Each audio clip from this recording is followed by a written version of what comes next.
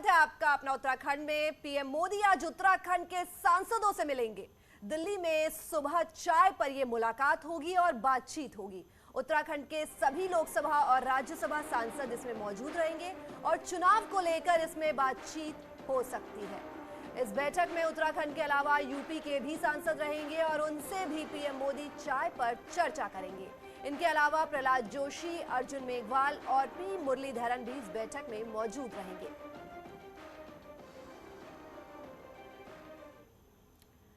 गुरुवार को देहरादून में कांग्रेस की रैली हुई, जिसमें मंच पर पूर्व सैनिकों को भी सम्मान देने के लिए बिठाया गया। लेकिन रैली में सैनिक सम्मान को लेकर बीजेपी ने सवाल खड़े किए। बीजेपी का कहना है कि एक सैनिक को मंच पर बैठने की जगह नहीं दी गई, जो कांग्रेस की तरफ से सैनिकों का अपमान है। इस बात को लेकर बीजेपी नेता तेजिंदर सिंह बग्गा ने एक वीडियो ट्वीट किया, तो पार्टी प्रवक्ता नुपुर शर्मा का बयान भी आया।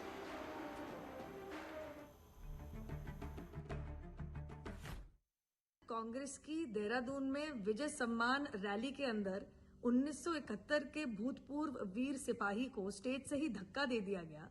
उससे साफ हो जाता है कि कांग्रेस पार्टी की मानसिकता तो सैन्य विरोधी ही है, जो ओआरओपी लागू नहीं कर पाए, जो जनरल बिपिन रावत को ही सड़क का गुंडा बता देते हैं, जो फील्ड मार्शल सैम बहादुर को राज्य सम्मान तक नहीं देते हैं, अरे यहां तक कि हमारे सैनिकों के बलिदानों को खून की दलाली बता देते हैं।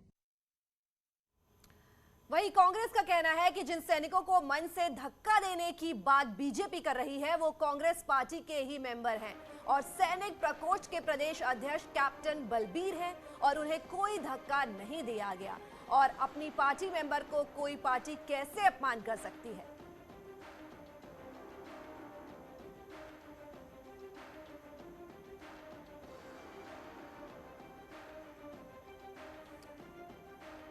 तो कांग्रेस ने बीजेपी के आरोप को नकारा है और पार्टी के ही सदस्य बताया है। जो वीडियो वायरल हो रहा है, पूर्व सैनिक को धक्का नहीं दिया गया, कांग्रेस का ये कहना है। वीडियो में पूर्व सैनिक बलबीर जो है वो दिखाई दे रहे हैं।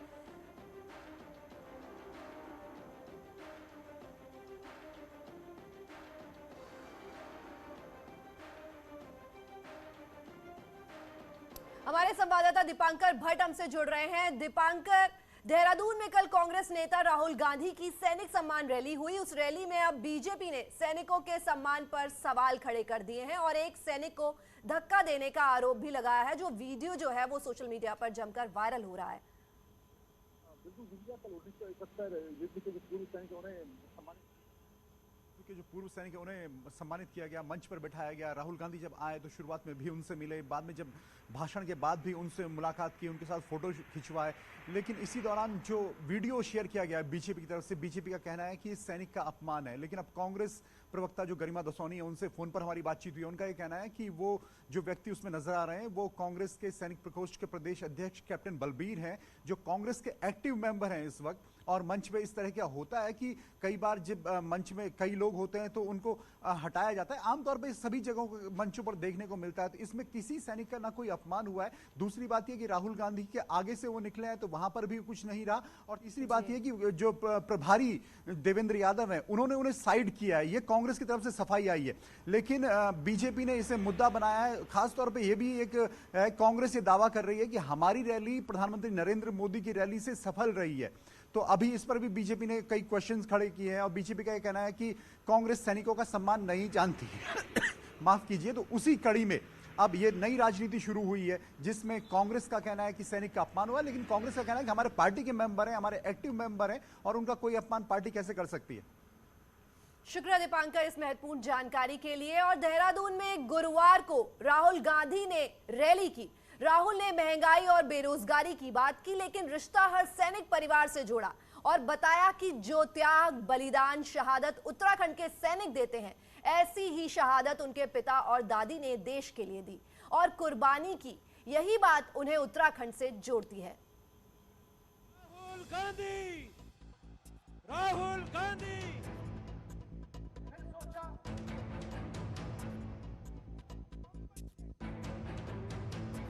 राजधानी देहरादून के परेड ग्राउंड से कांग्रेस नेता राहुल गांधी ने करीब 26 मिनट का भाषण दिया और 13 जिलों से आए लोगों और कांग्रेस के कार्यकर्ताओं ने उन्हें ध्यान से सुना। मौका 1971 में पाकिस्तान से युद्ध में जीत के 50 साल पूरे होने का था, तो राहुल गांधी ने शहादत से सीधे अपना और उत्तराखंड का रिश्ता जोड़ दिया। राहुल गांधी ने कहा कि उनके पिता और उनकी दादी ने देश के लिए कुर्बानी दी। उत्तराखंड के कई जवान देश की सुरक्षा के लिए शहीद हो जाते हैं और ऐसे लोगों का दर्द वो बखूबी समझते हैं। कुर्बानी का रिश्ता है मेरा और आपका। जो कुर्बानी उत्तराखंड के हजारों परिवारों ने दी है, वही कुर्बानी मेरे परिवार ने दी है। राहुल गांधी ने सैनिकों और उनके परिवारों से अपने आप को जोड़ा, तो कांग्रेस नेताओं ने भी अपने नेता की बात को सच बताया। तो वहीं पूर्व सैनिकों ने भी माना कि राहुल गांधी ने जो कहा सही कहा। तो इस बात का जिक्र करके वो निश्चित रूप में हमारे रिश्तेदार बन गए हैं, उत्तराखंड के रिश्तेदार बन गए हैं, जो कि एक स्वाभाविक रिश्ता है। और मैं समझता हूं कि लोग इस स्वाभाविक रिश्ते की अहमियत को समझते हैं। भाई स्वर्गीय इंदिरा गांधी और राजीव गांधी ने तो इस देश के लिए अपनी कुर्बानी दे दी। जिस इंदिरा गांधी पे मतलब यह है कि 32 गोलियों से उसके शरीर को छन्नी किया गया और राजीव गांधी को सभा में इस प्रकार से उनको ब्लास्ट किया, उनका एक भी हिस्सा नहीं मिला। तो ऐसे सबूत इस देश के लिए कौन मिल सकते हैं? आज जो राहुल गांधी ने बोला है उत्तराखंड के मतलब वीर सैनिकों के लिए, उन्होंने बहुत अच्छी बात की है। विजय सम्मान रैली में राहुल गांधी ने सेना से रिश्ते जोड़ने का कोई मौका नहीं छोड़ा और शुरुआत से लेकर आखिर तक सैनिकों को पूरा सम्मान दिया। शुरुआत हाल ही में शहीद हुए उत्तराखंड के सपूत जनरल बिपिन रावत को श्रद्धांजलि देकर की और आखिर में मंच पर उन सैनिकों से मुलाकात की जिन्होंने 1971 के युद्ध में जीत दिलाई। देहरादून से न्यूज़ 18 के लिए दीपांकर भट्ट की रिपोर्ट। आगामी चुनाव में अब बीजेपी हर विधानसभा में 2-2 अनुभवी प्रवासी कार्यकर्ता भी तैनात करेगी। ये सभी प्रवासी हरियाणा, हिमाचल और दिल्ली राज्यों से हैं, जिन्होंने गुरुवार को बीजेपी ऑफिस में अपनी उपस्थिति दर्ज कराई, जहां उन्हें चुनाव से संबंधित जानकारी दी गई और फिर उनकी विधानसभा में रवाना कर दिया गया। अपने हरियाणा, हिमाचल और दिल्ली राज्यों से हर विधानसभा में 2-2 कार्यकर्ता, लगभग 26 विधानसभाएं हिमाचल से और 24 विधानसभाओं के कार्यकर्ता दिल्ली से और हरियाणा से 20 विधानसभाओं के कार्यकर्ता, इस प्रकार से 70 की 70 विधानसभाओं में 2-2 कार्यकर्ता, वरिष्ठ कार्यकर्ता इन विधानसभाओं में आए हैं, जो विधानसभाओं में जाकर के संगठन की दृष्टि से जो वहाँ कमियां हैं उनको ठीक करेंगे। दिल्ली के उप मुख्यमंत्री मनीष सिसोदिया पार्टी को चुनावी धार देने के लिए हल्द्वानी पहुंचे। मनीष सिसोदिया के दौरे की शुरुआत हल्द्वानी में जनसभा से हुई।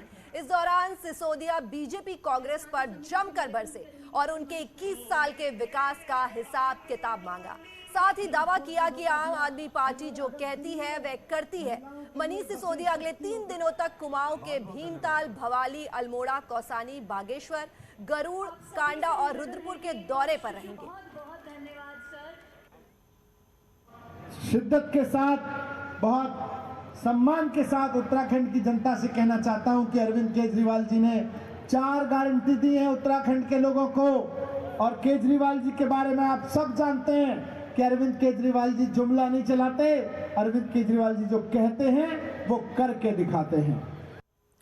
साल 2022 से साल 2023 के लिए बिजली की नई दरों के लिए टैरिफ प्लान की तैयारियां शुरू हो गई हैं। इस टैरिफ प्लान के लिए यूपीसीएल ने मौजूदा टैरिफ का 6% बढ़ाने की मांग नियामक आयोग से की है, जिस पर अब उत्तराखंड नियामक आयोग रिव्यू कर पब्लिक हियरिंग की जाएगी, जिसमें जनता के सुझाव लिए जाएंगे। वहीं आयोग का कहना है कि टैरिफ को लेकर पूरी प्रक्रिया मार्च तक हो जाएगी और 1 अप्रैल तक नया टैरिफ प्लान जारी किया जाएगा।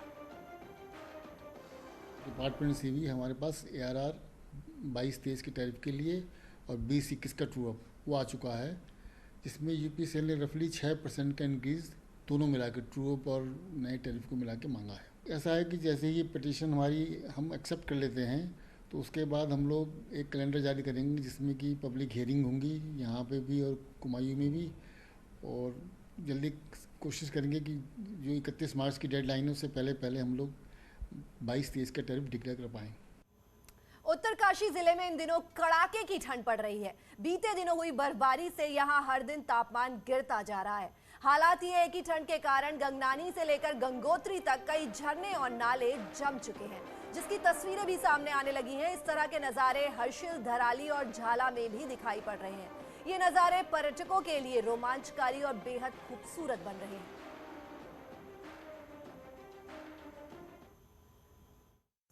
झरनाएँ बिल्कुल बर्फ़ बन गई हैं। बहुत ही सुंदर मौसम है यहाँ पे, बहुत ठंड है। जैसे ऊंचाई वाले क्षेत्रों में की बात है, जैसे बर्फबारी मौसम के खराब होने की भी आशंका है 2 दिन में। जैसे ऊंचाई क्षेत्र में थोड़ा ठंड है और ये नॉर्मल घटनाएं हैं और हर साल होती रहती हैं, लेकिन इसको देखते हुए जैसे जहाँ पाला पड़ता है, रोड ब्लॉक होती है, वहाँ पर विभाग को कहा कि उसको साथ रखें ताकि कोई इस टाइप से अनहोनी ना हो। जोशीमठ से खबर है, जहां भारत चीन सीमा के अंतिम गांव नीति के पास ज्यादा बर्फ जमने की वजह से सीमावर्ती इलाकों का संपर्क कट गया है। पाले और बर्फ की मोटी चादर जमने की वजह से आवाजाही बंद हो गई है। वहीं बीआरओ के जवानों को सड़क साफ करने में काफी मशक्कत करनी पड़ रही है। गमशाली इलाके में -9 से -10 डिग्री तक तापमान गिर रहा है, जिसकी वजह से इलाके में कड़ाके की ठंड पड़ रही है।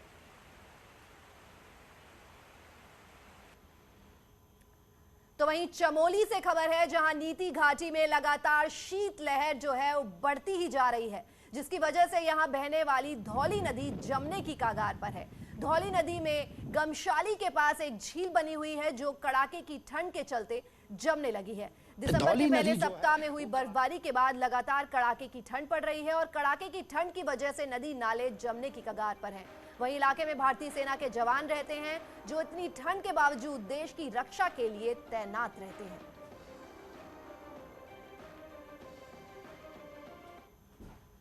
प्रदेश में इस साल ज्यादा बर्फबारी की संभावनाएं जताई जा रही हैं। वैज्ञानिकों ने अक्टूबर में ज्यादा बारिश होने की वजह से ये आशंका जताई है।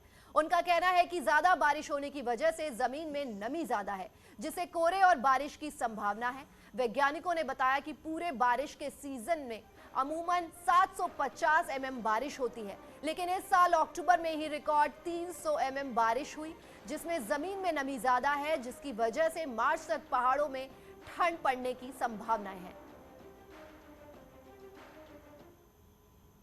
वो कारण ज़्यादा होने के हो सकते हैं।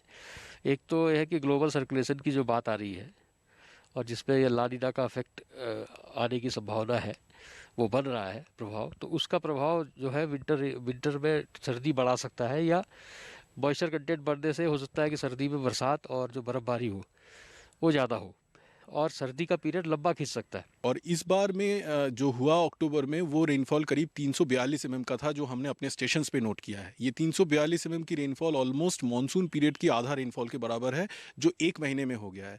तो इससे हुआ क्या कि जो हमारे ऑब्जर्वेशंस डेटा यहाँ पे दिखा रहा है कि हमारे जो एटमॉस्फेयर में मॉइस्चर कॉन्टेंट है वो बढ़ गया है।